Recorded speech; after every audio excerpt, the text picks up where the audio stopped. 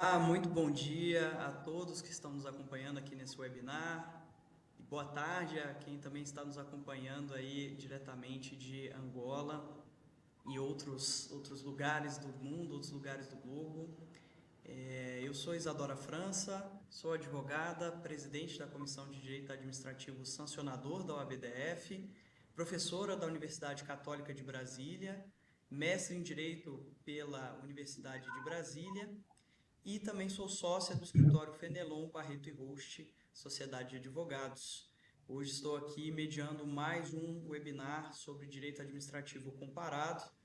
Hoje teremos a comparação entre os países Angola e Brasil. Estou aqui com o Dr. Carlos Feijó, representante de Angola, e o Dr. André Luiz, representante do Brasil. Então, queria agradecer, antes de abrir esse webinar, agradecer imensamente a presença dos dois e também agradecer o pessoal que está aí nos assistindo. Dizer que os comentários estão abertos para que vocês possam fazer eventuais perguntas. Eu vou estar aqui ligada nos comentários para fazer eventuais pontuações, questionamentos aos nossos palestrantes. Tenho certeza de que esse webinar de Direito Administrativo nos países de língua portuguesa, promovido aqui em parceria com o escritório Paima Advocacia, será um sucesso absoluto. Então, antes da gente começar a entrar um pouco mais no nosso tema especificamente, eu queria apresentar os nossos palestrantes e abrir para esses comentários iniciais. Vou começar com o nosso convidado, o Dr. Carlos Feijó, que é o representante de Angola. Dr. Carlos, muito bom dia. Boa tarde aí para o senhor, né? Sim, boa tarde, Pessoal boa aí, tarde. acho que são 2 horas em Angola. Gostaria de agradecer mais uma vez pela sua presença e vou pedir as vênias para ler o extenso currículo do Dr. Carlos Feijó, ele que é doutor em Direito Público pela Universidade Nova de Lisboa, ele foi ministro de Estado da Economia do governo de Angola, professor de Direito na Universidade Agostinho Neto e na Universidade Católica de Angola, presidente do Centro de Corporate Governance de Angola, presidente do Conselho Geral do Banco Internacional de Negócios e sócio do CFA, firma de advogados. Dr. Carlos, muito obrigado pela sua presença. Obrigado. Gostaria de abrir para as suas considerações aí iniciais, antes de eu apresentar o nosso segundo palestrante e representante do Brasil. Olha, eu começo por agradecer o convite que me foi enviado pela doutora Isadora. Cumprimento o doutor André Luiz também. Agradeço o convite que me fizeram.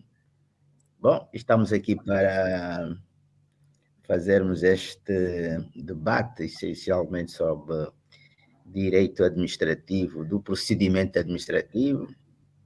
É um tema muito atual em Angola, porque nós, em Angola, acabou de entrar em vigor, não faz ainda um ano, o novo Código de Procedimento Administrativo e, como devem calcular, é um código que ainda está bebezinho e que, bom, toda a discussão doutrinária, teórica em volta dela, desse Código de Procedimento Administrativo, há de ajudar em muito a sua aplicação prática ou a saída das páginas do jornal oficial para a vida diária dos funcionários públicos, dos cidadãos, dos titulares de cargos, órgãos e agentes públicos, etc. Portanto, é muito atual para nós e interessa-nos muito esse debate, até para ouvirmos, em função do que vamos apresentar, ouvirmos algumas reações e também aprendermos como está o estado da arte do procedimento administrativo no Brasil. Com toda certeza, doutor Carlos, muito obrigado. Certamente um tema muito interessante que nós vamos tratar aqui mais para frente.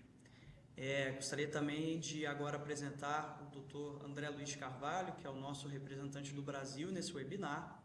Ele que é advogado, ex-ministro substituto do Tribunal de Contas da União, mestre em Direito pela Universidade Católica de Brasília e também mestre em Aplicações Militares pela Escola de Aperfeiçoamento de Oficiais.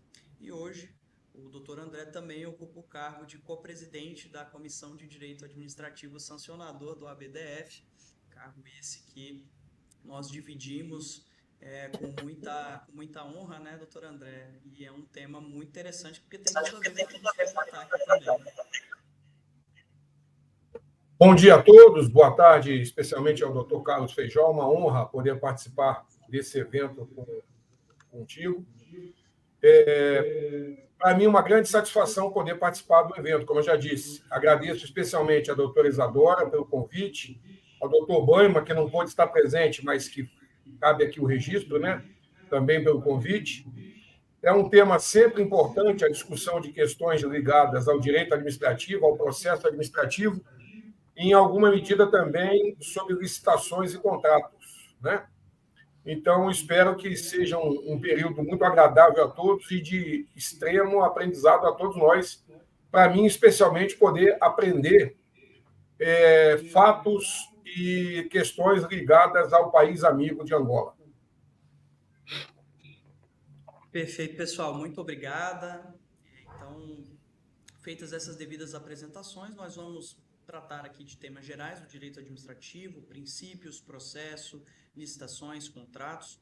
O debate tem duração aproximada de 1 hora. Eu vou inicialmente fazer uma pergunta a um dos convidados, em seguida o outro convidado pode fazer comentários, ponderações, e também vou ficar de olho aqui nos comentários, caso você tenha interesse em aproveitar esse riquíssimo debate, fazer alguma pergunta, alguma consideração, vou estar de olho aqui nos nossos comentários também para fazer essas perguntas para os nossos palestrantes do dia. Então, hoje, para a gente começar, eu queria fazer uma pergunta para o Dr. Carlos sobre quais seriam os princípios gerais do direito administrativo em Angola e como que eles foram moldados pelo contexto histórico do país, como que o doutor visualiza, como que o doutor vislumbra a aplicação desses princípios nas instituições públicas de Angola.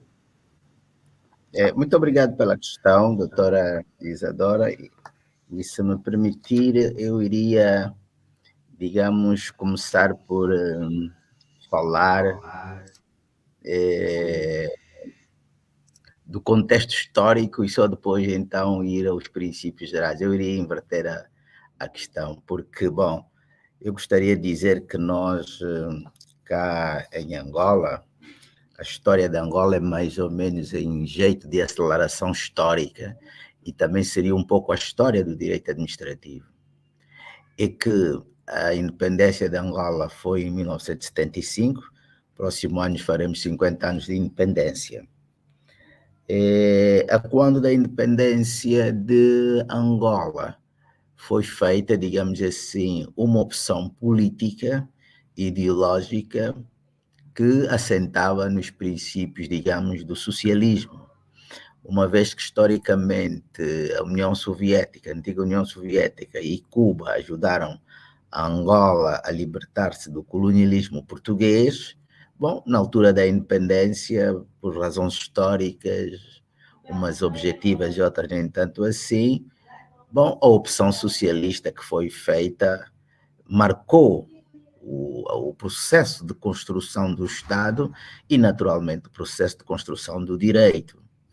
Isso significa dizer que os princípios fundamentais do direito administrativo, que vai de 1975, pelo menos até 90, digamos assim, uma fase de direito administrativo fundados em princípios do direito socialista, se podemos assim qualificar.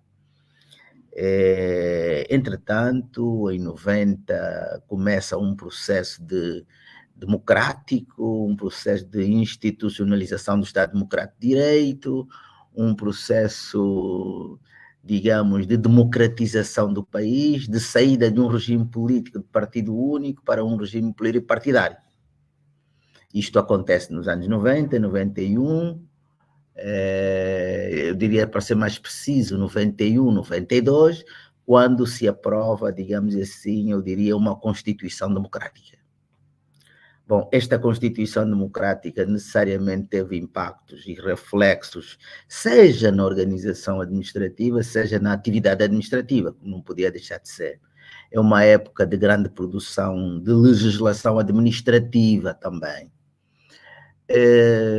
Aprovada esta Constituição, nós até aí não tínhamos, digamos assim, normas do procedimento administrativo.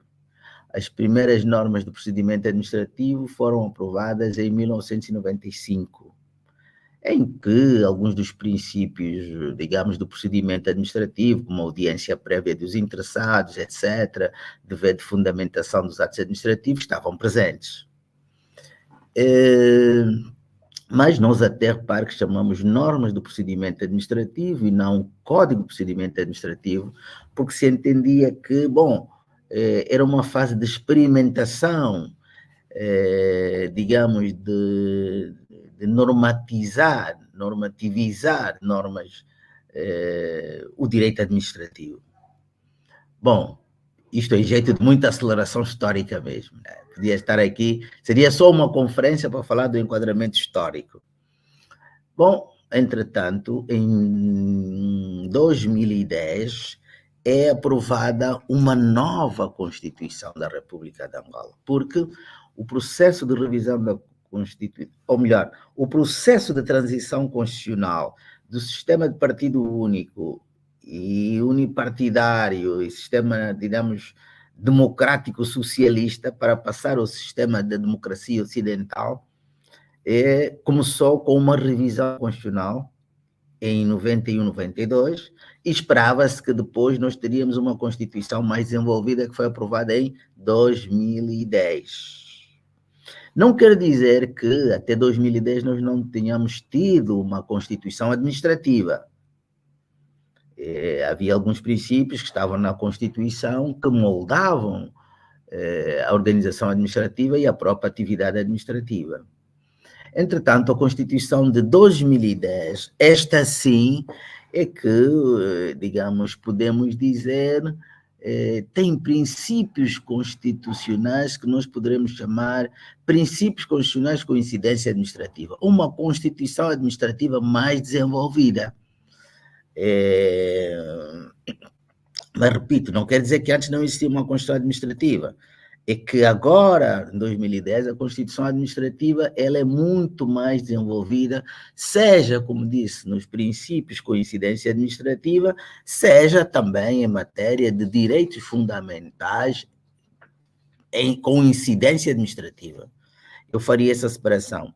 Princípios constitucionais gerais com incidência administrativa e direitos fundamentais com incidência administrativa. E, naturalmente, daí, digamos, da nossa Constituição Administrativa, que enuncia um conjunto de princípios sobre a atividade administrativa, eu diria princípios, alguns de natureza procedimental e outros de natureza material. Isto na própria Constituição da República, por exemplo, o princípio da boa administração, o próprio princípio da audiência prévia dos interessados. Alguns princípios aparecem, digamos, na Constituição Administrativa de uma forma muito mais desenvolvida, abrangente. Eu diria que temos mesmo um título, se quisermos, que é dedicado à administração pública e começa... Deixa-me aqui ver o artigo 198, ou 198, sim, e a própria epígrafe do artigo é princípios fundamentais. E, entre outros, princípio da persecução do interesse público, princípio da igualdade, da legalidade, da justiça, proporcionalidade, imparcialidade, boa administração, probidade e respeito do patrimônio público e o princípio da responsabilização. Reparem, estamos aqui a falar de princípios que depois vão moldar o nosso, hoje, Código do Procedimento Administrativo. Saindo do plano constitucional e desta evolução histórica, o Código do Procedimento Administrativo vem agora, eu diria, desenvolver um pouco mais os princípios gerais do procedimento administrativo. Isto é, nós podemos considerar que uma série de princípios gerais do direito constitucional administrativo são concretizados pelo Código do Procedimento Administrativo. Isto é, aqui está, digamos, o direito administrativo como direito constitucional concretizado, como alguém dizia. E como é que o Código do Procedimento Administrativo vem tratar destes princípios gerais? Primeira nota é que o Código de Procedimento Administrativo não se trata de uma codificação meramente procedimental. O nosso Código de Procedimento Administrativo, para além de normas procedimentais, também tem normas substantivas. Este é um velho problema que se colocou na doutrina ao longo dos anos, a propósito da codificação do direito administrativo, isto é, se devíamos ter um direito administrativo codificado ou não, a moda civilística, bom, conhecerão bem o debate em torno dessa questão. Nós tomamos partido da posição segundo a qual o Código de Procedimento Administrativo deve incluir também normas substantivas e normas procedimentais. Não seguimos muito da doutrina italiana, segundo a qual deveríamos apenas ter, num Código de Procedimento Administrativo, uns número limitado de princípios e depois haveria concretização. Também não aderimos à tese segundo a qual o Código de Procedimento Administrativo deveria ter natureza meramente procedimental. Eu queria fazer aqui uma nota de rodapé, porque eu estou a falar em procedimento administrativo. Não estou a falar em processo administrativo, que, como sabem, é um debate que também acompanho aí dos administrativistas brasileiros, que para uns trata-se de processo administrativo e para outros também trata-se de procedimento administrativo. É um velho debate. Nós optamos por considerar procedimento administrativo esta codificação dos atos, formalidades que se destinam à tomada de uma decisão administrativa ou à celebração de um contrato administrativo. E o nosso próprio Código de Procedimento Administrativo deixa a noção de processo administrativo para, digamos, o file, os documentos. E não propriamente, temos mesmo uma norma aqui no nosso Código de Procedimento Administrativo que diz: o processo administrativo é o conjunto de documentos em que se traduzem os atos e formalidades que integram o procedimento administrativo. Sendo que o procedimento administrativo é a sucessão ordenada de atos e formalidades tendentes à formação, manifestação e execução da vontade da administração pública. Digamos, fecho aqui a nota de rodapé, porque, bom, ouvi há pouco tempo o doutor André Luiz falar no processo administrativo, no sentido de procedimento administrativo. Voltando ao que interessa, quanto aos princípios gerais, e dizia que agora há um maior desenvolvimento desses nossos princípios no procedimento administrativo, e nós, hoje, temos, digamos assim, um desenvolvimento em termos de princípios muito grande.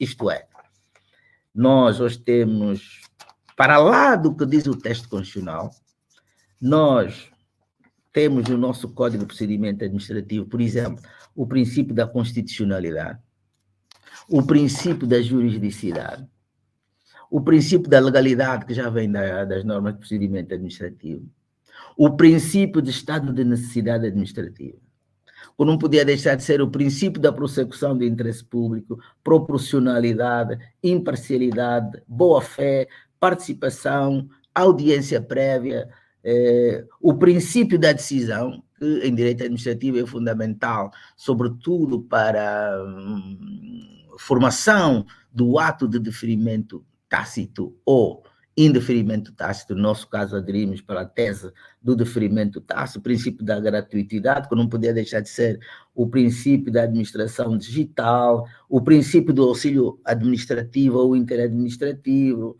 o princípio da publicidade, o princípio da adequação procedimental, não menos importante, que é, apesar do Código de Procedimento Administrativo estabelecer um conjunto de atos e sequência, também nós achamos que, para a prossecução do interesse público e dentro de certos limites, o instrutor do processo pode adequar e adaptar por razões de celeridade administrativa, que é, digamos assim, um outro princípio que nós temos aqui no nosso Código de Procedimento Administrativo, o princípio da discricionariedade administrativa. Mas há aqui um princípio que interessa falar, sobretudo quando estamos aqui a discutir com colegas brasileiros, que é o princípio sobre do respeito e validade do direito costumeiro. Vou explicar um bocado mais isto. É que, aderindo a uma tese de pluralismo jurídico, nós, em Angola, configuramos ou constitucionalizamos o costume como fonte de direito. Isto é, ao lado da lei, o costume é também fonte de direito.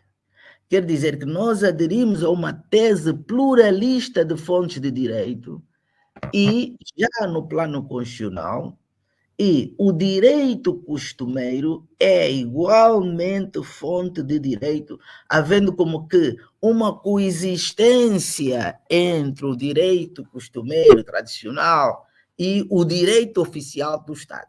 É como que se, eu acho que a Constituição brasileira também, num certo sentido, a Constituição de 88, é num certo sentido pluralista, por exemplo, reconhecer, acho que o direito dos índios é mais ou menos próxima a esta figura do direito dos índios, um bocado mais, que nós em Angola constitucionalizamos a validade e o costume. Eu dou um exemplo. É que no direito costumeiro, digamos, a regra, e vamos falar aqui de regra, é a oralidade. Enquanto o procedimento administrativo, digamos, estadual, a regra é o documento escrito. Ora, se nós não introduzíssemos o princípio do respeito e validade do direito costumeiro, automaticamente, mesmo lá onde a fonte, ou melhor, a regra é a oralidade, estaríamos perante ou uma ilegalidade ou uma inconstitucionalidade, mas sobretudo uma ilegalidade. E havia como que uma imperialização do Código de Procedimento Administrativo para toda a comunidade nacional, quando essa comunidade é plural e cada um com a sua identidade, muitas vezes até a sua própria identidade, eu diria a sua identidade jurídica. Portanto, em resumo, esses são os princípios. Eu faria uma síntese mais ou menos nos seguintes termos. É que nós, após a aprovação da Constituição da República 2010, nós assistimos uma, digamos, transformação do direito administrativo angolano. Assistimos a uma transformação do Código do Procedimento Administrativo. Marcado por quê? Quais são as principais características dessa transformação, desta mudança de paradigma? Primeiro, a própria constitucionalização do direito administrativo, porque, bom, a Constituição administrativa está muito mais robusta e há princípios que estavam, digamos, alguns não estavam constitucionalizados e passaram a ser constitucionalizados. Um segundo aspecto da característica do nosso direito administrativo é a democracia, participação e a consensualidade.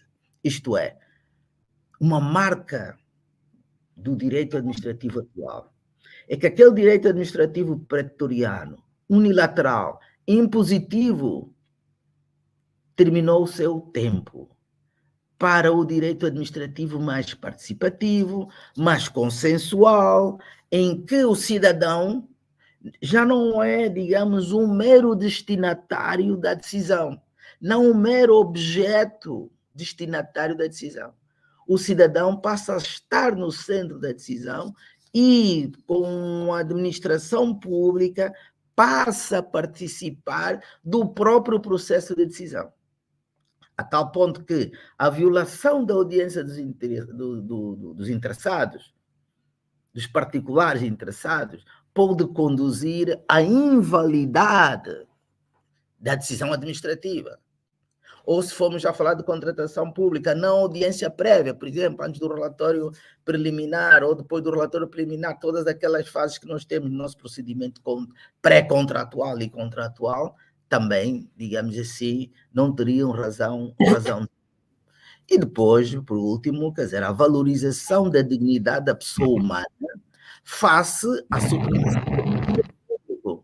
Isto é, agora não é só a supremacia do interesse público, com que animou todo o direito administrativo autoritário, mas há como que, em função desse respeito dos direitos e liberdade dos cidadãos, há como que uma reconstrução do conceito de interesse público para, nesta perspectiva, encontramos um equilíbrio entre prossecução do interesse público, por um lado, e, por outro lado, os direitos, liberdades e garantias dos administrados.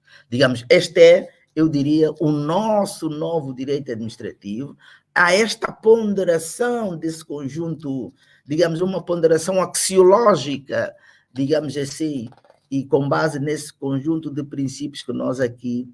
É claro que isso tudo resulta também de uma perspectiva dogmática do direito administrativo angolano, no caso, que acompanha o direito administrativo universal, que é, cada vez mais, o direito administrativo ser o direito onde se encontra o equilíbrio entre a administração pública e o equilíbrio, digamos assim, e o interesse dos particulares.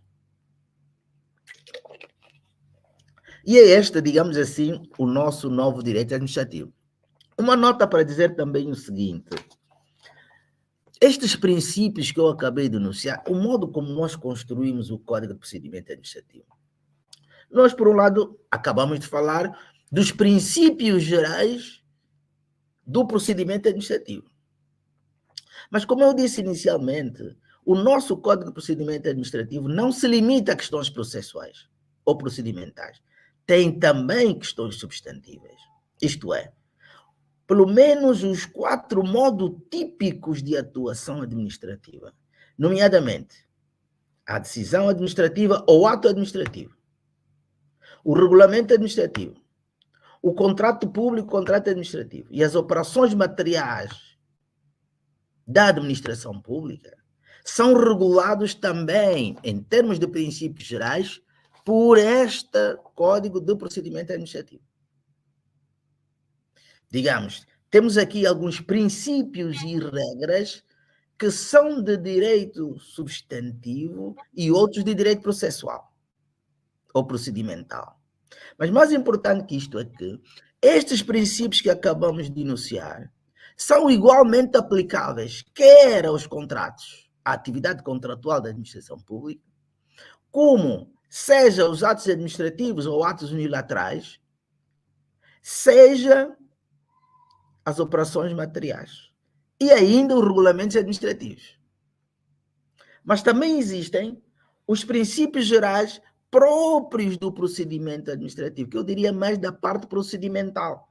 Por exemplo, o princípio do inquisitório, o princípio da participação, o princípio da celeridade, o princípio geral da conclusão do processo num determinado limite, o modo como se faz a instrução do procedimento administrativo também aqui estão. Por exemplo, a noção de ato administrativo ou do regulamento administrativo nós encontramos no Código de Procedimento Administrativo. Vamos considerar como uma norma substantiva.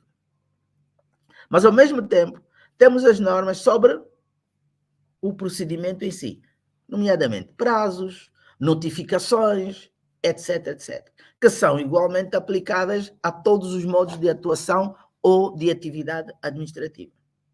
E temos, digamos, dentro dessa nova consensualidade, um aspecto a considerar, que é a quebra ou o fim da visão actocêntrica da atividade administrativa. Isto é, o centro, o epicentro já não é o ato administrativo. O monopólio do ato administrativo foi como que superado, pelo menos em termos doutrinários e em termos legislativos. Não quer dizer que o ato administrativo tenha desaparecido. Antes, pelo contrário, grande parte da atuação administrativa é feita ainda ao abrigo de atos administrativos.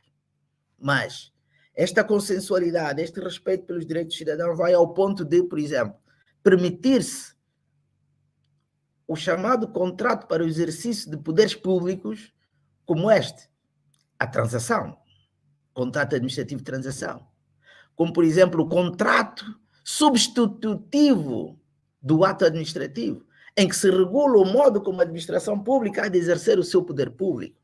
Estamos a ver aqui esta evolução e essa consensualização. E a todos estes são aplicáveis estes princípios gerais de direito administrativo.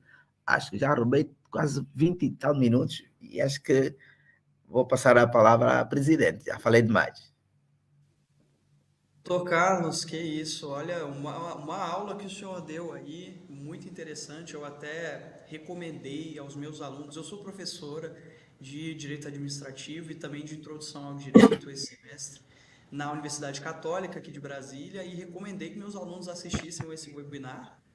Faz muito sentido tudo que o doutor falou e é muito especial observar que esse fenômeno da constitucionalização do direito administrativo é um fenômeno que ele é mundial, não é um fenômeno só que a gente estuda aqui no Brasil, né? Essa questão da democracia participativa, princípios de consensualidade, são coisas que são de extrema relevância e nós observamos isso no mundo inteiro, né? Então, agradeço demais por essa primeira fala. E aproveitando o ensejo, foram tantas as questões, né, tantas coisas muito relevantes para tratarmos aqui, mas o senhor conseguiu consolidar muito bem várias questões. E eu queria passar a palavra para o ministro André, para que ele possa fazer comentários acerca da sua fala. Nós temos muitas coisas, eventualmente, para comentar. Uma delas, se me permite, doutor André, é justamente um ponto de diferença, né? Porque nós temos muitas coisas em comum, nós podemos, né, visualizar agora com essa fala do doutor Carlos, mas nós temos algumas diferenças também em termos de nomenclatura, de processo, de procedimento. Aqui no Brasil, nós adotamos uma nomenclatura diferente, né, em relação ao processo e procedimento, e nós também não temos, ao contrário de Angola, ainda, isso é um debate que ainda aqui está muito em vigor, um código propriamente dito de processo administrativo. Então, queria passar a palavra para o doutor André para ele fazer esses comentários e também, por óbvio, colocar os seus pontos acerca desses princípios que norteiam toda a atuação da administração pública, como já atuou muitos e muitos anos, né, doutor André, como ministro do Tribunal de Contas da União, tenho certeza de que sua explanação também será muito engrandecedora. Então, doutor André está com a palavra. Muito obrigado, presidente Isadora. Eu também me associo às suas palavras, enaltecendo a manifestação do doutor Carlos Feijó. Ele conseguiu, num tempo reduzido, trazer todo o panorama, né, do direito administrativo em Angola, e a gente percebeu realmente toda a estrutura, toda a evolução da estrutura. Parabéns ao doutor Carlos pela maneira didática, mas, ao mesmo tempo, muito aprofundada que transmitiu esse conhecimento. Espero que eu tenha a mesma sorte. Talvez eu não consiga, não com essa qualidade, mas vou me esforçar. Muito bem. Já começando pelo final, quando o doutor Carlos e a presidente Isadora falam no princípio da consensualidade, isso revela a importância dos princípios, né, como consolidadores de valores sociais. O caso brasileiro é um caso interessante, porque a gente não acredita em princípios consolidados em valores sociais. Lamentavelmente, a gente pode dizer assim, o nosso direito no Brasil, ele acredita muito mais, doutor Carlos, em princípios positivados. Então, a gente tem aqui uma necessidade enorme, né, daquele modelo da família romano-germânica de positivar os princípios, o que todos sabemos que não é necessário, né, porque o princípio tem força jurídica autônoma, né, não precisa estar na lei ou na Constituição para ganhar força. Mas no Brasil, de uma maneira geral, a gente tem essa tendência. Um exemplo bem clássico é que, mais recentemente, a nossa lei de licitações, a 14.133, fez listar, positivando expressamente, o princípio da segregação das funções, que todo mundo sempre cumpriu, mesmo sem estar positivado. Mas a gente tem a necessidade de positivar para tentar dar maior força jurídica, o que eu insisto, talvez não seja necessário. O princípio da consensualidade é mais ou menos nessa dinâmica. Havendo um movimento social na busca dessa dinâmica, hoje em dia ele ainda não está plenamente positivado, mas ele ganha força. Bom, em suma, o Brasil também experimentou vários recortes, que a gente pode definir como recortes temporais ou recortes materiais, para a consolidação desses princípios. A presidente Isadora falou muito bem sobre a questão do processo administrativo no Brasil, né? Embora nem todos sigam essa linha, mas uma boa parte da doutrina no Brasil admite que a ideia de processo administrativo só veio a ganhar força realmente com a Constituição de 88. Uma parte da doutrina dizia que antes da Constituição de 88, especificamente, a gente tinha muito mais procedimentos administrativos e muito menos processos administrativos, né? Bom, com todos os impactos jurídicos que nós sabemos disso. De toda maneira, com a consolidação do processo administrativo na Constituição de 88 e mais à frente, no caso federal, porque nos estados já havia experiência mais avançada, mas no caso federal, quando surge em 1999 a Lei do Processo Administrativo Federal, a sistematização do processo administrativo ganha ainda mais força. E é nesse contexto que os princípios vão ganhando ainda mais aplicação dentro da dinâmica. Bom, do ponto de vista de recorte, assim, digamos, histórico-temporal, a gente pode fazer algumas análises. A primeira grande análise é que, a partir da missão francesa, né, que vem ao Brasil ali, logo no início da República, um pouco depois do início da República, o Brasil começa a viver um modelo, digamos assim, no mínimo anacrônico. Por quê? A gente tem toda uma composição de serviços públicos e, junto deles, logicamente, vem toda a dinâmica adjacente, compras governamentais e tudo mais. Mas, em suma, nós temos toda a dinâmica de serviços públicos com uma matriz francesa, mas a gente tem um sistema de solução de controvérsia baseado na jurisdição única, que é de matriz inglesa. Então, eu costumo dizer sempre que o Brasil vive um modelo anacrônico no seguinte sentido: a gente administra muito mais numa matriz francesa, mas a gente, quando administra, gera controvérsia, gera conflito, e a gente resolve o conflito da maneira inglesa. Então, fica um pouco incoerente. Isso causa grandes dificuldades. Talvez o repensar da possibilidade de criar um contencioso administrativo no Brasil com maior força fosse interessante para ajustar o modelo de administração de serviços com o modelo de solução de conflitos administrativos. Bom, então esse é o primeiro recorte, né? O segundo recorte também que é possível ser feito dentro de um modelo histórico temporal, pegando as diversas constituições, a gente pode pegar, por exemplo, a Constituição de 1824, no movimento de independência do Brasil, depois a Constituição de 1891, com o início da República, e aí, num terceiro momento, já pegar a Constituição de 88. Só a título de exemplo, e isso traz a dinâmica dos princípios, em especial os princípios ligados à administração. Quando a gente vai à Constituição de 1824, tinha o título 7º, que tratava da administração e da economia das províncias. Basicamente, esse título ele trazia ali 2, 4, 5, 8 artigos. Ou seja, havia ainda aqui, de modo incipiente, uma preocupação em estruturação da administração. É bom lembrar que o capítulo 1º do título 7º, que tratava da administração, só tinha 2 artigos, basicamente, e, em síntese, dizia que a lei ia designar atribuições, competência e autoridade, e quando convier, no melhor desempenho da administração. Então, veja, ainda que de modo incipiente e típico daquele momento, havia uma preocupação em sistematização da administração, mas de uma maneira bem reduzida.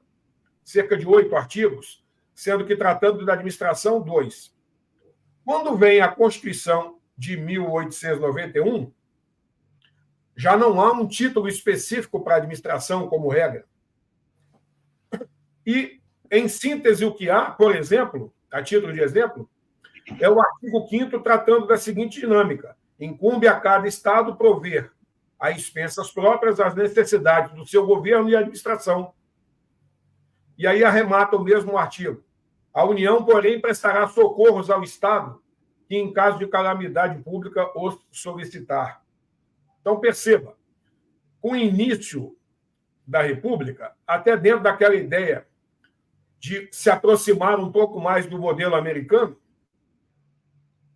a opção administrativa no Brasil foi de Estado mínimo, dentro da visão constitucionalista de Estado, e deixando uma administração, digamos assim, bem reduzida, entregue aos estados, que eram as antigas províncias, e sem uma sistematização constitucional clara. Logicamente, várias constituições passaram ao longo do tempo, uma referência bem rápida à Constituição de 1934, né, que marca, teoricamente falando, do ponto de vista constitucional, uma transição no Brasil do Estado liberal para o Estado do bem-estar social, e que aí ganha mais força a dinâmica da administração pública no Brasil, com os seus diversos princípios. Mas aí sim, quando chega a Constituição de 88, ela traz toda uma estruturação da administração, por exemplo, a partir do artigo 37 da Constituição de 88, e também, entre outros dispositivos, com a previsão expressa do processo administrativo, quando se fala da ampla defesa, né, em processo judicial ou administrativo. Bom, mas na Constituição de 88, para terminar, dentro dessa ideia de consolidação de princípios ligados a um modelo de administração associado a uma sistemática de processo, a Constituição de 88 tem uma situação bem interessante. Ela é o ápice do estado do bem-estar social no Brasil. Só que, como eu digo sempre, logo depois, no ano seguinte, 1989, vem o consenso de Washington, né, prevendo aí uma nova dinâmica de um Estado neoliberal, que alguns podem dizer assim, outros vão chamar de neossocial, vai depender do ponto de vista, né? Mas, em suma, buscando mudar um pouco o perfil de Estado no sentido de assegurar direitos sociais apenas àqueles que necessitam e aqueles que podem pagar pelos seus direitos, que eles busquem a compra desses direitos, entre aspas, compra no sentido figurado. Não estamos aqui fazendo juízo de valor, se isso é bom, se isso é ruim, estamos apenas discutindo a temática histórica. Bom, mas a Constituição é de 88, na busca de um modelo de Estado de bem-estar social com direitos sociais para todos. No ano seguinte, no Consenso de Washington, cria-se a ideia do neoliberalismo, entre aspas, com aquela dinâmica toda de direitos sociais só para os necessitados. O Brasil tenta aderir a esse modelo até hoje, e aí começam as diversas reformas constitucionais, impactando, inclusive, nos princípios, na aplicação desses princípios. Para terminar já, dentro de toda essa temática, o modelo atual brasileiro ele sofre, primeiro, pela ausência de um código, como a presidente Isadora falou muito bem, mas que talvez tenha uma justificativa também material, né? Um fundamento material. É que um código administrativo no Brasil terá uma dificuldade enorme, né? Por causa da extensão continental do país. A gente costuma dizer sempre, a gente não tem um Brasil, né? Nós temos em cada município, ou em cada região socioeconômica, ou em cada estado, que é a antiga província, vários Brasis diferentes, e a sistematização do direito administrativo num código vai ser de extrema dificuldade. Talvez por isso mesmo a gente ainda não tenha, né? Mas, terminando, a consolidação desses princípios, em especial no direito administrativo, tem ganhado força, mas muito mais no sentido de positivação desses princípios. O que acontece, então, na prática? O que acontece é que, às vezes, surge a ideia estatal de positivar o princípio, mas ele ainda não está inteiramente consolidado na sociedade.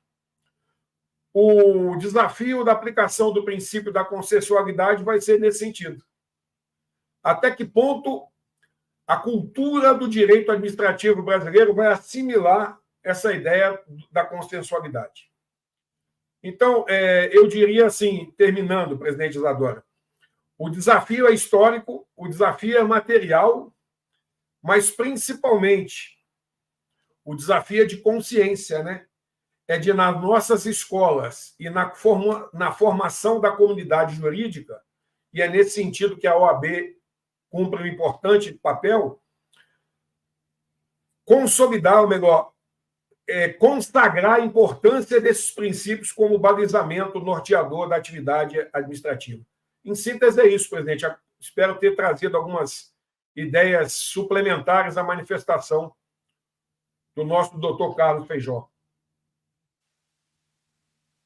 André, muito obrigado pelas palavras também muito engrandecedoras, e eu concordo com o seu posicionamento em relação a essa dificuldade que nós temos aqui no Brasil de uma aplicação de um princípio, enfim, ou de questões básicas que seriam essenciais, sem uma devida positivação, ou ainda persiste uma visão muito legalista no Brasil.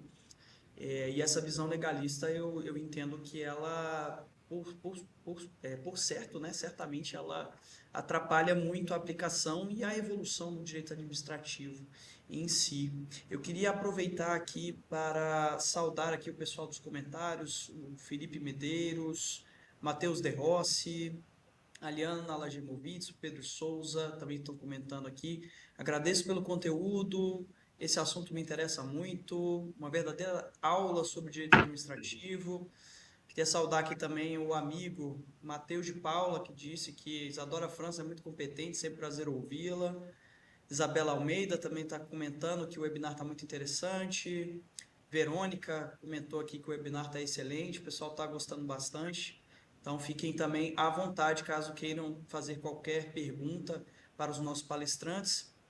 E queria aproveitar esse tempo aqui, que ainda nos resta, para fazer mais um bloco de perguntas, especificamente sobre licitações e contratos, ou em Angola, né, a chamada Lei de Contratação Pública. E para a gente inverter, agora eu queria ouvir primeiro o Dr. André Luiz, tá? Angola e Brasil, para a gente contextualizar a pergunta, recentemente alteraram a sua legislação específica para a contratação pública.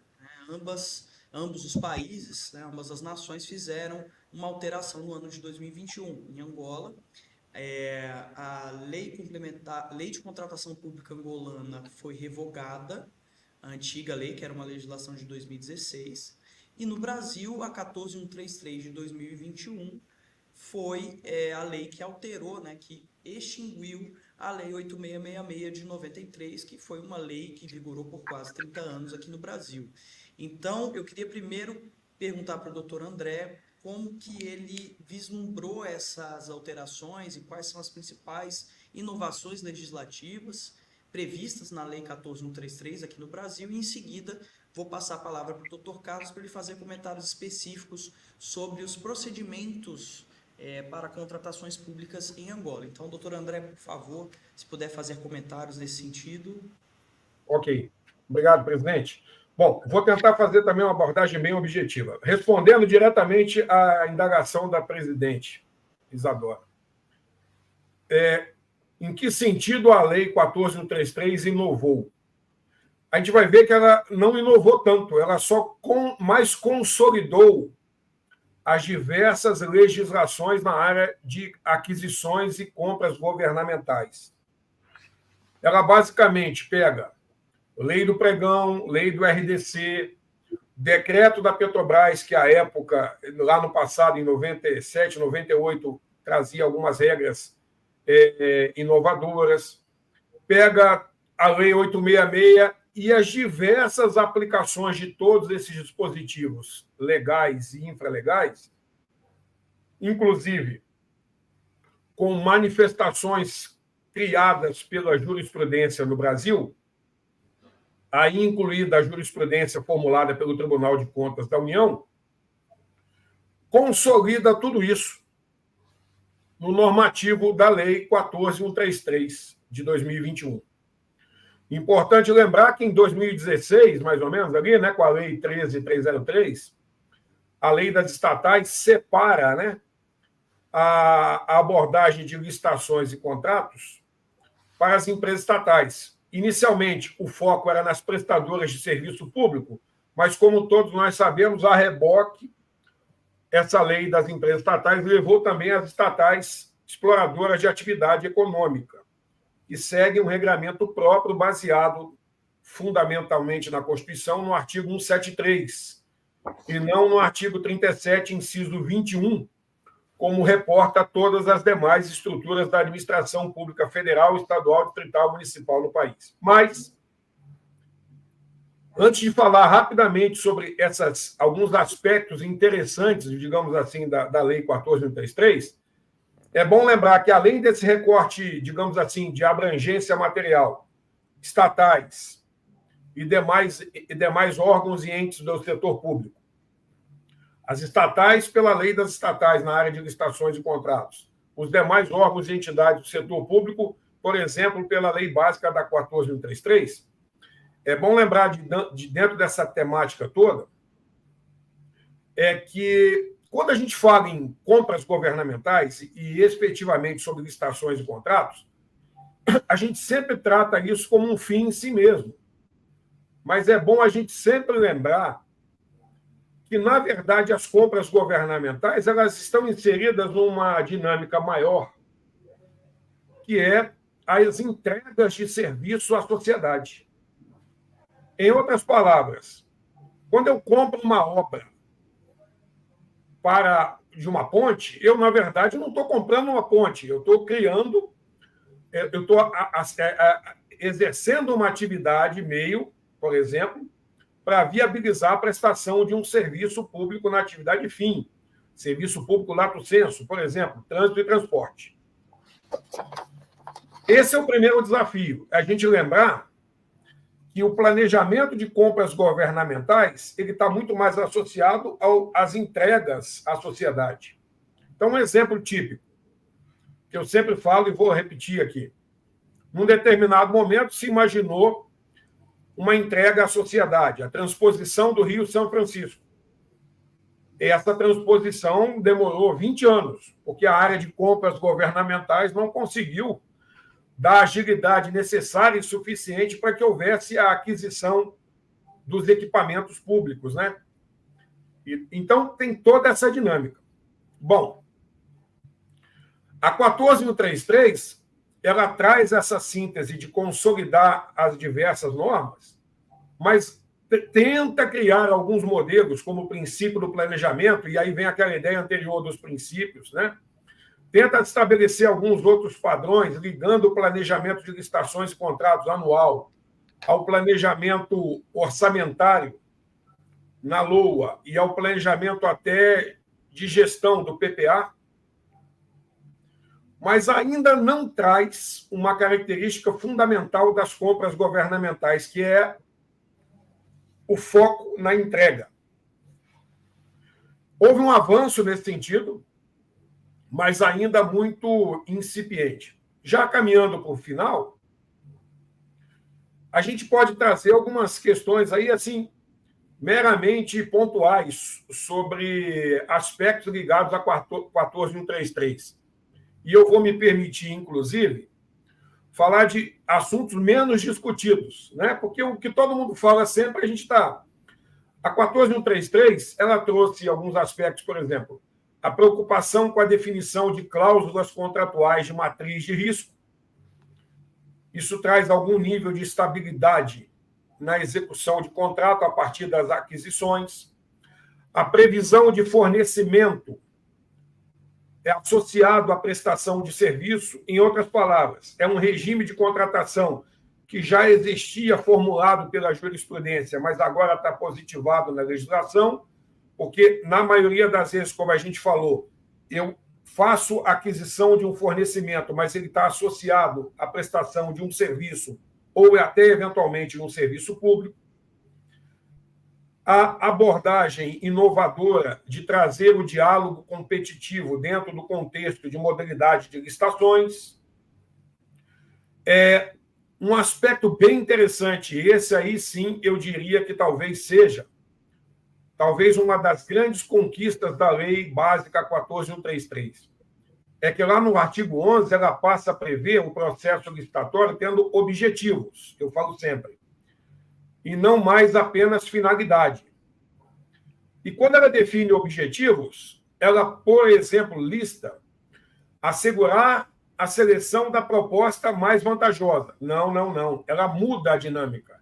ela passa a prever lá no artigo 11, assegurar a seleção da proposta apta a gerar o resultado de contratação mais vantajoso para a administração pública, inclusive no que se refere ao ciclo de vida do objeto. Então, aqui eu vou permitir fazer um breve comentário.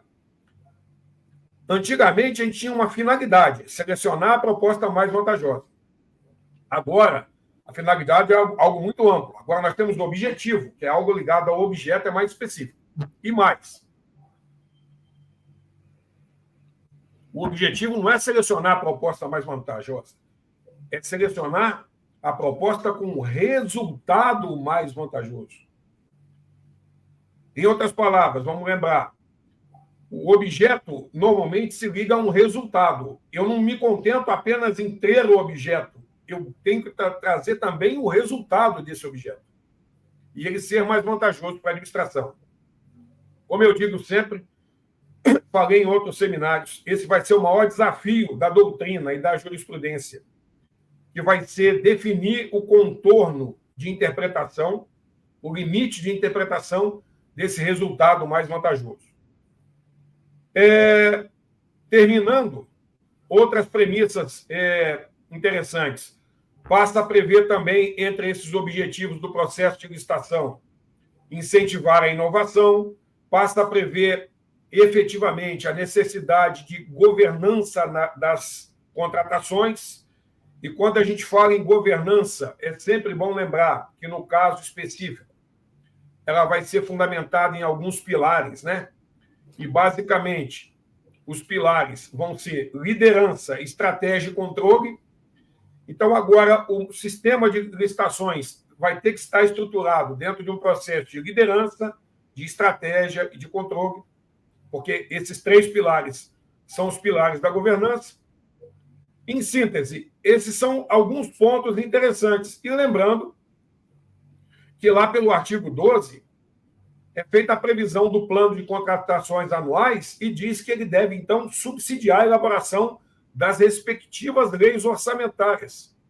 Veja, isso é uma tentativa, como a gente falou, de transformar as aquisições governamentais em algo associado à entrega de políticas públicas à sociedade previstas, por exemplo, essas políticas públicas na lei de licitações. Nesse sentido, presidente, vou rememorar alguns pontos já discutidos em alguns seminários. A nossa legislação, doutor Carlos, de licitações e contratos no Brasil, na área de aquisições governamentais, ela até conseguiu, em algum momento, em alguma medida, que a gente conseguisse construir um aeroporto. Mas ela não conseguiu que a gente conseguisse levar o metrô ao aeroporto. Ou seja, não havia um planejamento de modalidade, de criação de uma visão intermodal de transporte. Esse é um desafio nosso hoje, que é associar compras governamentais à entrega de políticas públicas, de tal maneira que, num futuro não muito distante, a gente até possa construir um aeroporto, mas que haja, por exemplo, um metrô chegando ao aeroporto. Apenas a título de exemplo bem específico. Por fim, é bom lembrar o artigo 16, que fala da possibilidade de cooperativas participarem de licitação. Mas aqui, presidente, é sempre bom destacar, a lei não disse cooperativas participando da licitação, ela diz profissionais organizados em cooperativas. Então, o foco da lei de licitações, na lei básica, não está na cooperativa em si, mas nos profissionais, até como a jurisprudência já vinha consolidando. Então, com essas rápidas palavras, eu espero ter conseguido transmitir a ideia. Mas, por fim, doutor Carlos Feijó, é bom que o amigo tenha essa visão aqui também do nosso caso. Dentro daquela ideia de princípios, o Brasil é, logicamente, muito atento à questão da supremacia do interesse público e da indisponibilidade do interesse público, inclusive colocando aquelas cláusulas exorbitantes, né, podendo modificar unilateralmente o contrato. Só que aí vem aquele ponto que a gente sempre fala. A gente quer, hoje, realizar aquisições e compras governamentais com a agilidade, por exemplo, do modelo anglo-saxônico, por exemplo, dos Estados Unidos. Só que a gente esquece que lá os contratos administrativos têm um grau de igualdade horizontal muito grande, né? Com um nível de justiça comutativa. Mas no Brasil, a gente não está conseguindo isso porque a nossa igualdade ela é vertical, a supremacia do interesse público prevalece, com cláusulas exorbitantes, e elas são precificadas. Porque quando eu digo eu posso modificar unilateralmente o seu contrato, isso tem um custo. Isso é precificado e as compras governamentais são mais caras, por exemplo, por isso. Então, esse é um outro grande desafio que a gente vive e está ligado àquele ponto anterior dos princípios. O princípio da supremacia do interesse público e da indisponibilidade são dois princípios básicos muito importantes, mas que devem ser usados sempre em favor da sociedade, porque o abuso na aplicação desses princípios, inclusive na previsão legislativa, pode levar ao encarecimento das compras governamentais. Espero ter sido bem objetivo, presidente Isadora, e trazendo alguns contornos da nossa dinâmica de compras governamentais, lembrando, isso faz parte, deveria fazer e vai fazer parte ainda mais no futuro do sistema de entregas de políticas públicas à sociedade. Muito obrigado, presidente. Obrigado, doutor Carlos. Obrigado, muito obrigado.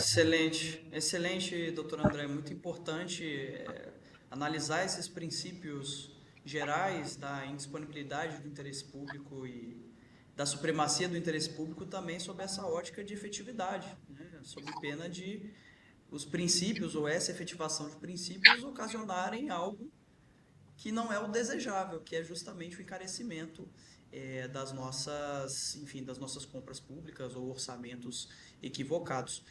Eu gostaria de passar a palavra para o Dr. Carlos para que ele faça um apanhado sobre a questão das licitações e contratos em Angola, para que nós possamos concluir esse tópico e, em seguida, passar, por uma questão de tempo, as palavras e questões, considerações finais do nosso webinar. Então, Dr. Carlos, o senhor está com a palavra para comentar um pouco sobre a nova legislação de contratos públicos em Angola.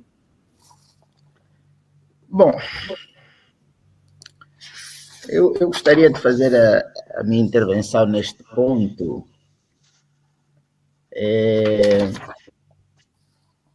começando por dizer que na nossa história, antes de propriamente falar nas alterações de 2016 para 2020, 2021, gostaria de fazer a seguinte nota, que de resto também já fiz logo no início, é que os contratos administrativos, ou se quisermos, há uma enumeração de contratos administrativos na lei, nas normas do procedimento administrativo, ou talvez clarificando melhor o que eu quero dizer. Na nossa história, nós tivemos, em 96, um regime, vamos lá chamar de compras públicas. Depois, tivemos as normas do procedimento administrativo. As normas do procedimento administrativo foram revogadas pelo atual Código de Procedimento Administrativo. As normas do procedimento administrativo, digamos assim, diziam que em 2000, vamos lá, as normas de procedimento administrativo são de 95. Enumerava o conjunto de contratos administrativos que poderiam ser celebrados. Contratos de empreitada, contratos de aquisição de serviços, etc. Enumerava um conjunto de contratos administrativos. Depois, aprovou-se uma nova lei, em 2010, que foi chamada a lei, digamos assim, da contratação pública. Vejam a designação. Começamos lá nos idos anos 90 com regime sobre aquisição de bens e serviços para o Estado. Em 2010, lei da contratação pública. Em 2016, lei dos contratos públicos. E em 2020, mantém-se lei dos contratos públicos. Vejam a terminologia. Quer dizer que o legislador aqui anda à procura de uma denominação mais correta. Mas também vejam que não chamamos sequer, como o Brasil tem a lei das licitações, nós não chamamos um código dos contratos públicos. Não quisemos ter esta petulância de chamar código dos contratos públicos. Então, a lei, digamos assim, de 2016, revogando a norma de 95, norma de procedimento administrativo, tivemos aqui uma discussão sobre se o contrato administrativo, e reparem, estou a falar contrato administrativo e contrato público de uma forma, digamos, indeterminada, porque nem todo contrato público é contrato administrativo. Mas temos que ver se todos os contratos administrativos são contratos públicos. Por isso eu chamo sempre contratos públicos -administrativos, para resolver este problema. Mas estava a dizer-vos que pensou-se que, com a revogação das normas de procedimento administrativo, que o contrato administrativo em Angola tinha desaparecido. Nossa reflexão é que não desapareceu. Aparentemente, a Lei 16 tinha feito desaparecer o contrato, aquilo que nós estamos a chamar o requiem do contrato administrativo em Angola. Mas realmente, o contrato administrativo, como também alguém dizia, é uma instituição de futuro e não desapareceu. Continua, digamos, o contrato administrativo. Mas é uma discussão mais teórica que nós tivemos, que tem consequências depois no regime.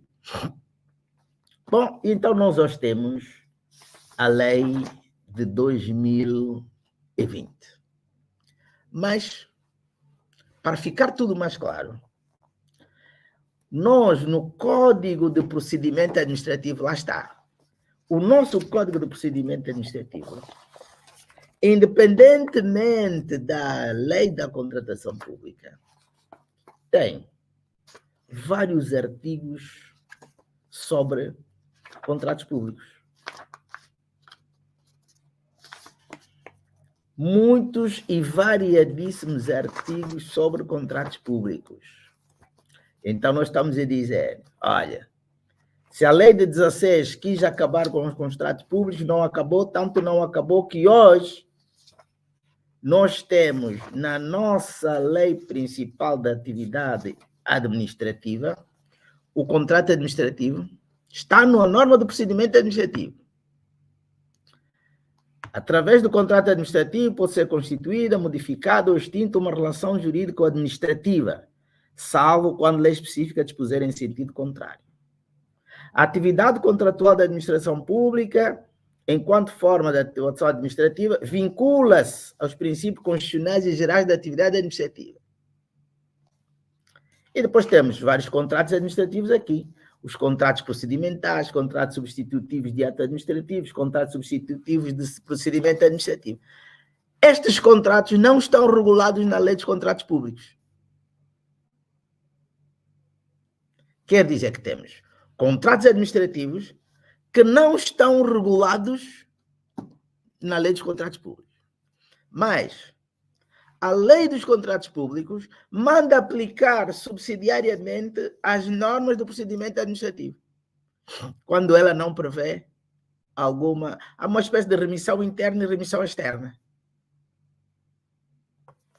Bom, este é, digamos assim, o quadro da nossa legislação sobre contratos públicos, contratos administrativos. O que é certo é que há contratos administrativos que não estão regulados na lei dos contratos públicos. Os contratos públicos todos estão lá regulados, são todos eles contratos administrativos. Outra nota, de 2010 a 2024, nós tivemos a lei de 2010, tivemos a alteração de 2016 e tivemos a alteração de 2020.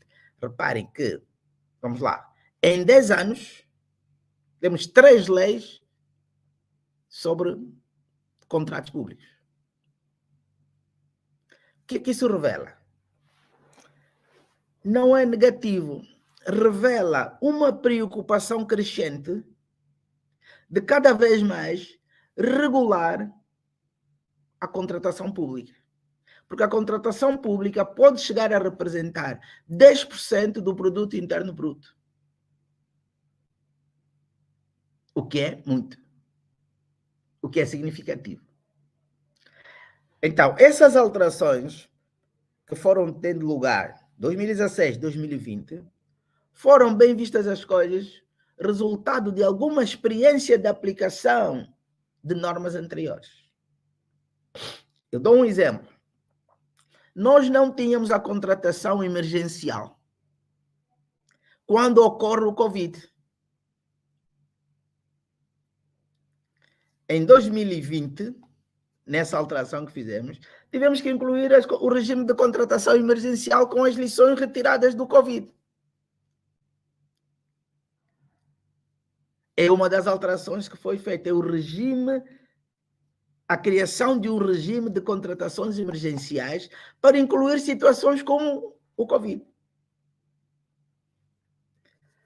Então, eu diria que a alteração de 2020, nós temos a inclusão de novas normas, vamos dividir em dois grandes grupos. Inclusão de novas normas e adequação de outras. Ou, se quisermos, alteração e adequação de normas já existentes. Já dei aqui um exemplo. Inclusão de novas normas. Regime de contratação emergencial. O procedimento eletrônico, procedimento dinâmico eletrônico. Foi criado um centro de resolução de conflitos em contratação pública. Eu critico muito esta norma, num artigo que tenho, sobre estudos de contratação pública, critico muito esta norma, e no fundo discuto o problema da constitucionalidade, da arbitragem necessária em matéria de contratação pública. A constitucionalidade sobre a arbitragem necessária, bom, mas esse é um outro tema que não vale a pena estar aqui a desenvolver. Mas é que, normas novas, o regime de concessões públicas, ou melhor, concessões de obras públicas e serviços públicos, antes não estavam na lei dos contratos públicos. Incluímos, mas aqui também há um aspecto que eu tenho estado a levantar. Já a levantar desde 2004, por causa da experiência brasileira, que parece boa. O regime das concessões de obras públicas e de serviços públicos. Nós deveríamos ter em Angola um regime sobre concessões. Uma lei autônoma sobre concessões. Porque nós temos o regime das concessões, depois temos parcerias público-privadas, confundimos concessões com parcerias público-privadas, porque há concessões que não são parcerias público-privadas. Mas o que é verdade é que este é, digamos, no direito a constituir, e eu vou terminar lá no fim com uma outra sugestão para a reflexão dos administrativistas. Mas essas são, digamos assim, as normas novas. Depois temos normas que foram simplesmente, eu diria, adequadas, ajustadas. Nomeadamente, um dos problemas que nós temos em Angola é se as empresas públicas se lhes deve aplicar o regime da lei dos contratos públicos ou a lei das licitações na linguagem brasileira. Se sujeitá-las ao regime da contratação pública ou da lei dos contratos públicos, se não é uma forma de elas estarem em desvantagem no mercado em relação às empresas privadas. Porque elas têm que seguir todo esse ritual, todo esse procedimento. A empresa privada tem os seus mecanismos de controle interno e toca andar. Porque, por exemplo, nós sujeitamos a lei dos contratos públicos às empresas que recebam subsídios operacionais do Estado.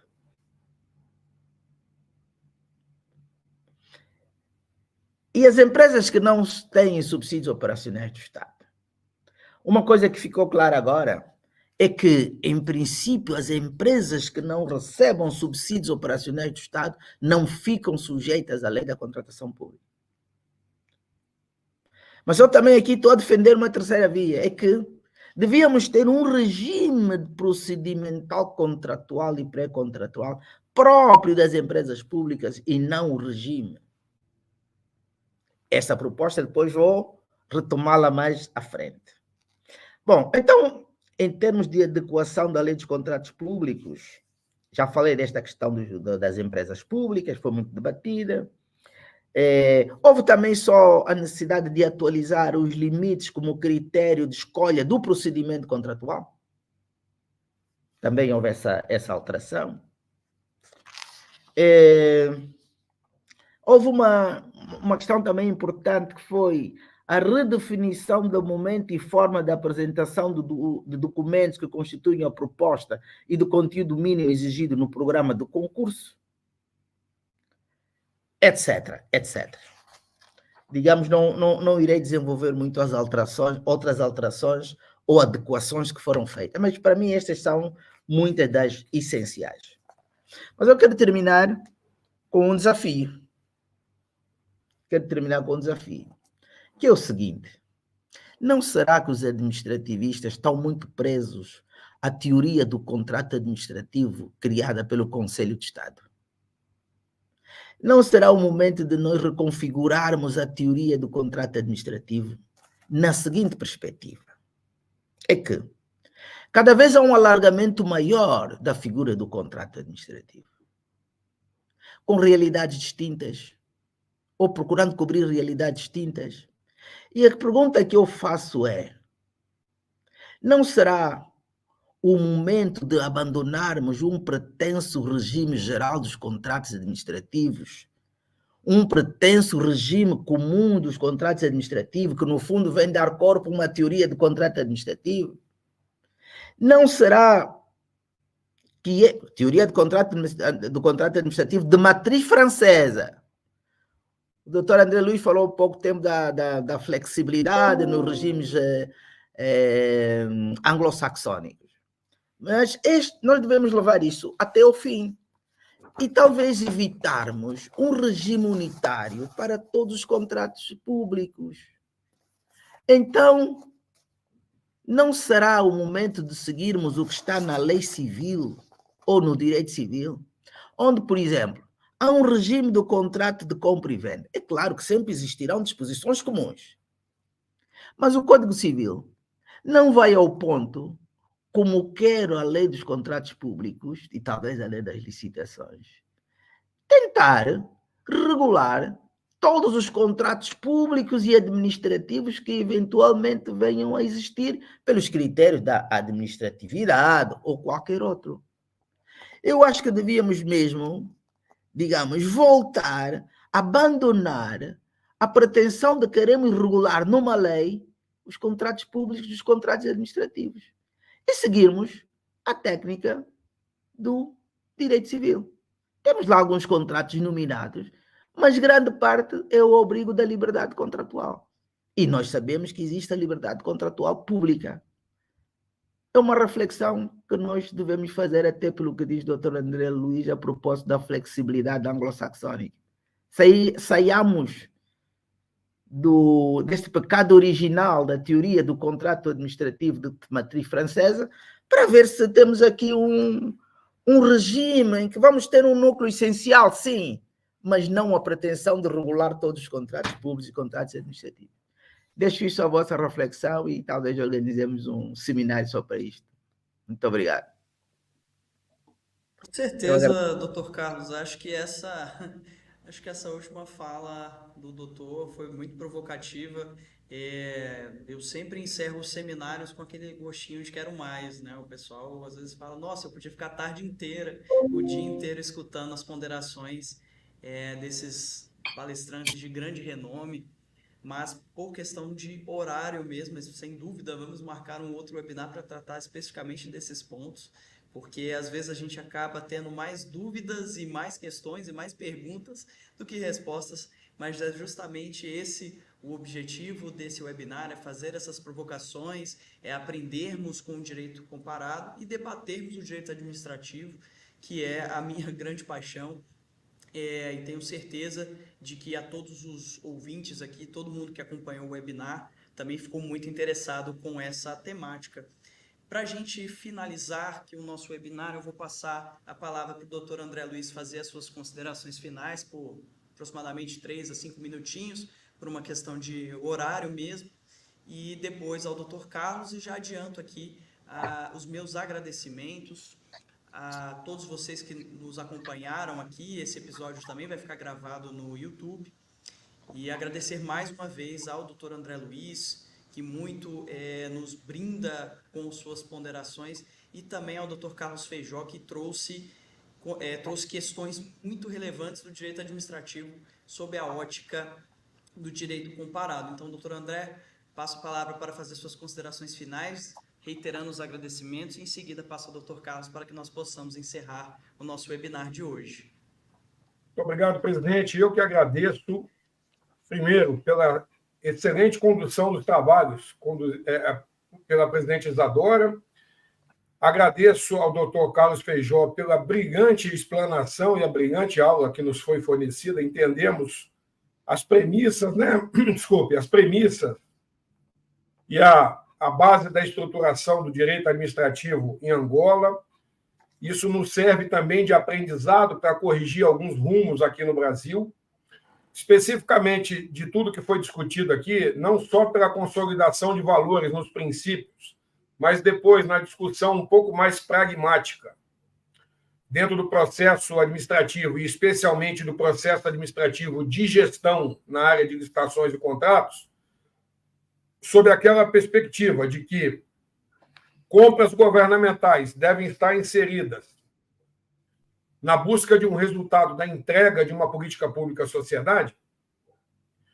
Eu diria que a premissa maior, o desafio maior hoje, vai ser também ajustar a nova legislação, que, embora seja muito importante, muito interessante, trazendo uma consolidação de premissas e de direitos e interesses na área de licitações e contratos, ela já vai ter de ser atualizada. Porque hoje, além da questão da consensualidade, mas nós temos aí a questão tecnológica. Os processos administrativos de gestão, os processos administrativos de controle, de verificação e tantos outros, eles vão ter que ser atualizados pela nova sociedade tecnológica, né? A busca de um processo não mais só eletrônico, nem mais só digital, mas um processo administrativo de controle, de verificação ou de gestão inteligente, em que boa parte de tomadas de decisão possam ser feitas por robôs, por incrível que pareça. Porque não é razoável a gente imaginar que a aquisição de determinada compra governamental possa demorar 60 dias, 90 dias no século XXI. O uso de ferramentas tecnológicas vai ser muito importante. Apenas a título de exemplo, eu cito mais recentemente o Tribunal de Contas da União com a implantação, né, ou a busca da implantação da rede Brasil de blockchain. Ou seja, pode ser que num futuro muito breve toda a parte de licitações e contratos possa ser realmente conduzida dentro de um processo inteligente, além da parte de controle e verificação. Bom, esse é o desafio. Obrigado, presidente Isadora, obrigado, doutor Carlos, pelo brilhante conhecimento apresentado a todos nós do nosso amado Estado de Angola. Muito obrigado. Eu começo por agradecer mais uma vez o convite que me foi feito, eu agradeço à nossa presidente, a doutora Isadora França, cumprimento mais uma vez o doutor André Luiz. Bom, também foi aqui uma partilha de conhecimentos, recebi muita informação e conhecimento do direito administrativo brasileiro da contratação pública e do processo administrativo. Bom, acho que não temos muito mais tempo, só me resta mais uma vez agradecer por tudo e Convidem mais vezes que eu aceitarei. Muito obrigado. Com certeza, doutor Carlos, foi um prazer imenso. Agradeço mais uma vez a todos e também fica aqui o nosso questionamento diário sobre o direito administrativo. O direito administrativo é um direito que deve estar em constante movimento. Acho que fica a lição de que nós não devemos pensar o direito administrativo como algo estático, mas sim como algo dinâmico, como bem o Dr. Carlos comentou, ao fazer uma análise sobre uma possível releitura e revisão de instrumentos do direito administrativo, a ótica, por exemplo, de uma questão mais particular ou uma aproximação entre o público e o privado, como o Dr. André Luiz bem colocou em sua fala, sobre o princípio da consensualidade. Muito obrigado a todos e agradeço ao Dr. Carlos e ao Dr. André e também ao Dr. Felipe Baima, que permitiu aqui que nós fizéssemos, através do Baima Advocacia em Parceria, esse nosso webinar. Muito obrigado e uma ótima semana para todos. Até logo. Obrigado. Um abraço. Abraço. Obrigado.